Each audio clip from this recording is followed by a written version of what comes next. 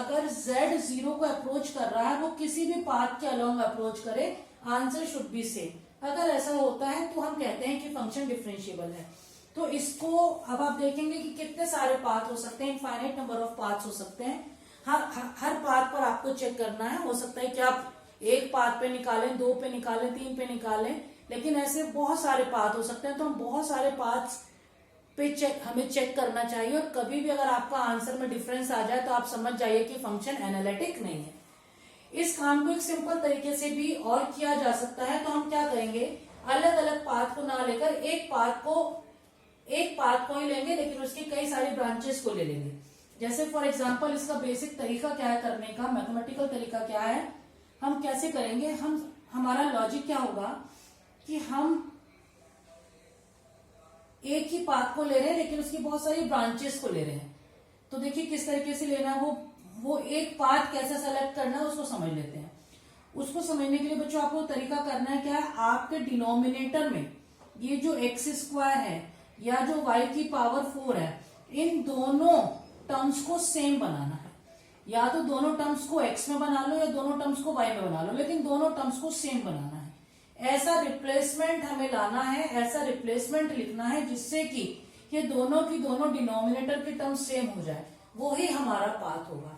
जैसे इस वाले क्वेश्चन में अगर आप चाहें तो आप देखिए, आप इस पूरे को यानी कि एक्स स्क्वायर को y की पावर 4 बनाना चाहते हैं।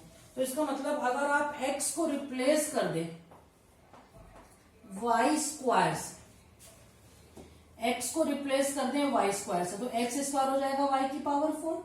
तो देखिए यहां से रिप्लेसमेंट हमें समझ में आ गया कि हम x की जगह पर y स्क्वायर लिख सकते हैं। तो जैसे आप यहाँ पर x की जगह पर y स्क्वायर लिखेंगे, उसका स्क्वायर हो जाएगा, y की पावर 4 दोनों जगह बन जाएगा। तो ये देखिए, ये हमारे पास ये वाली कर्व निकल कर आया, ये पाथ निकल कर आया। ये पाथ आप देख रहे हैं क्या है, ये पाथ है एक parabola. This path is a parabola. तो अब आप इसकी कई सारी ब्रांचेस ले लेते हैं। तो यहां पर मैं इसमें एक m लगा देती हूँ, तो ये बन जाएगा x is equal to M Y square. तो ये रिप्लेसमेंट मैं करने जा रही हूं अपने इस इक्वेशन में।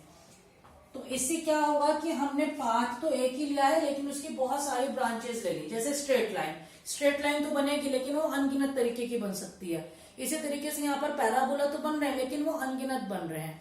तो आप अलग अलग पैराबोलास का पाथ लेकर इनको चेक कर रहे हैं। तो देखते हैं क्या बनेगा। लिमिट जहां जहां एक्स है उसकी जगह एम वाई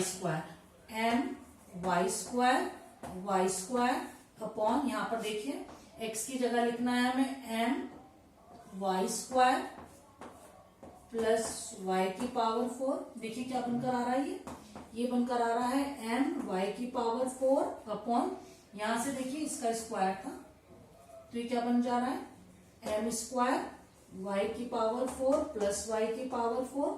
वाई की पावर 4 से आप देख सकते हैं ये कैंसिल हो रहा है। तो आपका जो आंसर आ रहा है वो क्या आ रहा है, आंसर आ रहा है limit m upon M square plus 1।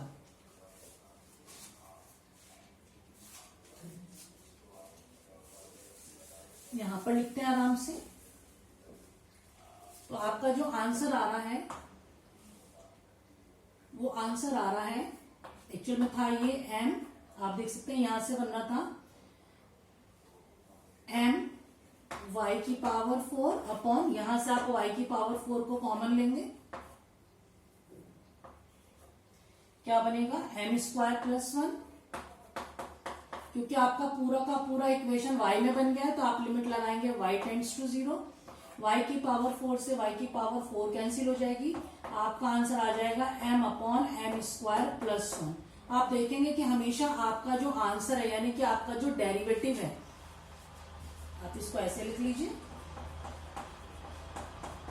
देखिए आपका डेरिवेटिव आ गया है in terms of m। Answer एक यूनिक आना चाहिए था, जैसे कि आंसर 2 आ जाता, 3 आ जाता, 4 आ जाता, कुछ भी आंसर आ सकता था, कोई भी यूनिक नंबर आ सकता था, लेकिन आपका आंसर आ गया इन टर्म्स ऑफ m। और आप बोलेंगे कि since m may have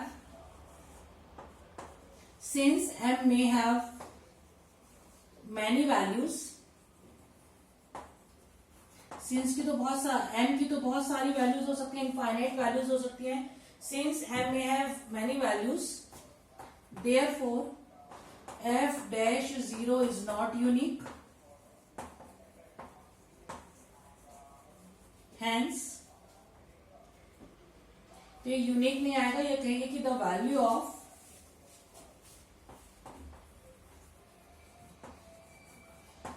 f dash 0 sorry f dash z is not unique,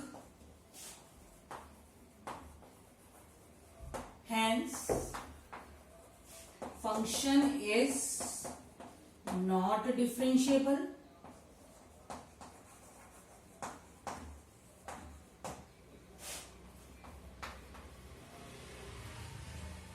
at z is equals to 0 it is not analytic, इसलिए ये एनालिटिक नहीं हुआ। एनालिटिक क्यों नहीं हो रहा? क्योंकि डिफरेंशिएबल नहीं हो रहा। डिफरेंशिएबल क्यों नहीं हो रहा? क्योंकि हमारा आंसर m में आ गया, और m की तो अनगिनत वैल्यूज हो सकती हैं, इनफाइनाइट वैल्यूज हो सकती हैं, तो इसी तरीके से हमारे पास इसके आंसर्स भी इनफाइनाइट आएंगे। हमें चाहिए था एक यूनिक आंसर, लेकिन हमारा आंसर यूनिक नहीं आ रहा है, तो इसका मतलब ये फंक्शन एनालिटिक नहीं है। ये हमारी दूसरी वैरायटी के क्वेश्चन था बच्चों, इसको हमने इस तरीके से करा है। आई थिंक अभी के लिए इतना ही बहुत है। चलिए, थैंक यू, थैंक्स एवरीवन।